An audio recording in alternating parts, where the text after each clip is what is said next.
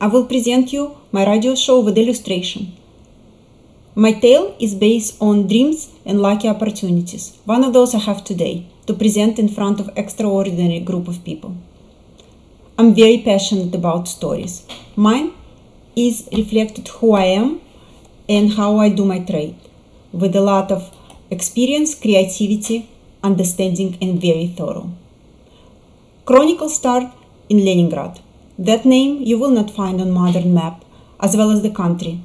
Soviet Union doesn't exist anymore. It fell apart with existing system of socialism. Some people ask me, how was it to grow up in Soviet Union? I had a lot of dreams. I dream about abundance of jeans, sneakers, and chewing gum. I dream about variety of foods and fruits and vegetables. We have to stay in a long line to buy them in the summer and fall. In the winter and the spring we almost didn't have any. I have to admit I had a lot of happy events. Most of them was related to privilege of buying or eating certain food. The strongest influence on me made the closed borders. Something I always dream about would be travel around the world, and impossible events usually cause the strongest interest. We didn't have many foreign tourists, and meeting somebody like you on a bus or on a street was a huge happy event.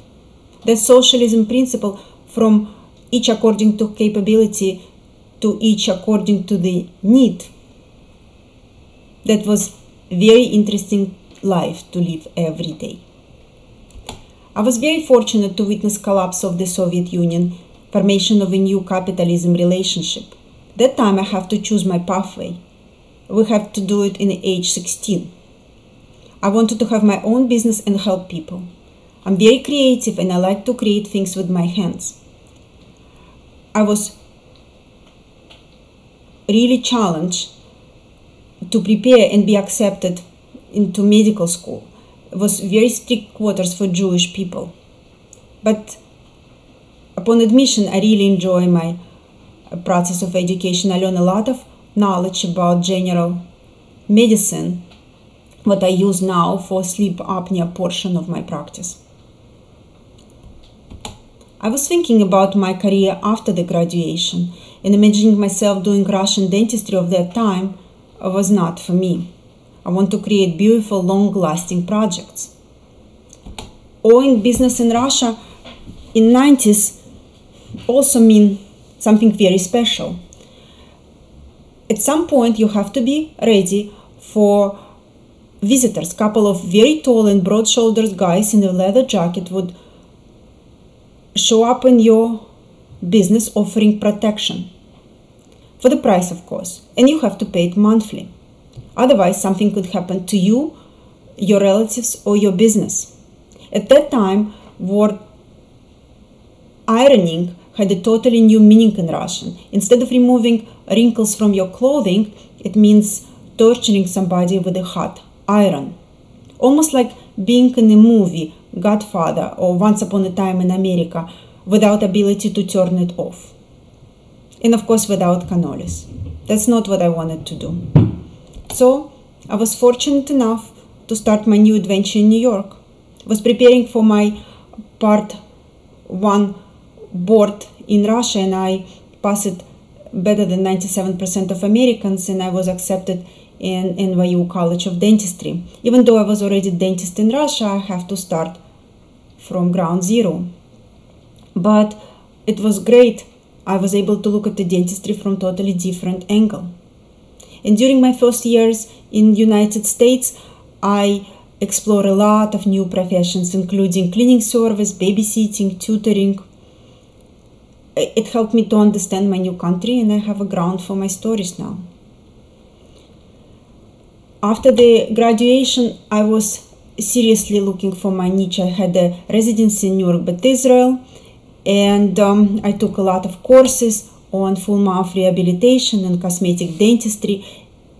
And what I learned, what I have to study my cases really well before producing them. Even now, I have a lot of experience and I have a scan and I have ability to send my cases to the lab. I still do wax ups myself. I would like to explore, understand my patient better, understand the result, and be able to prognose all the unpredictable turns and plan my cases. I really like to introduce my patients to the full plan with a lot of visual help and education, to have no surprises or unmet expectations. I always like orthodontics, and I start doing my clear aligners in 2002 upon their first arrival in the market.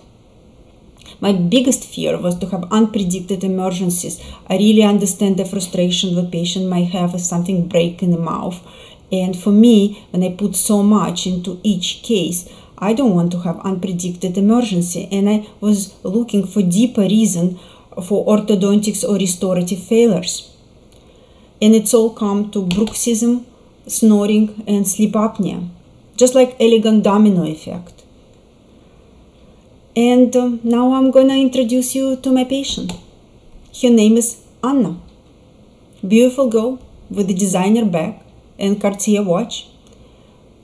She looks so glamorous until she started talking. She had a panic fear toward dentistry, and we have to develop a plan, build a good foundation, and make her comfortable smiling at the same time. She had her vision how she wanted to look. And we got her to her desired destinations with implant and cosmetic restorations. And upon completion of her case, she shared with me what she met a man of her dreams, but they cannot sleep in the same bedroom because he was snoring, and CPAP machine didn't fit into the bedroom routine as well. So I met Mr. Gray. During the snoring at night, he would stop breathing at a certain point, wake up, and grind his teeth to the point of no return.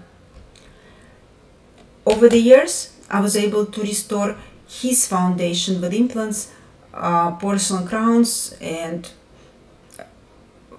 on top of that, I have to offer him oral appliance to stop snoring and to stop damaging effect on his restorations. Now Anna and Mr. Gray was able to sleep in the same bedroom, do all the activities together, and feel confident about their sleep. And famous book was written based on the story, and movie was made. Upon the completion of the therapy, I offer Mr. Gray to continue with myofunctional therapy, to be able to teach him how to keep his tongue in the correct position, keep his lips together, swallow, and hope I'm going to be able to control his sleep apnea without oral appliance.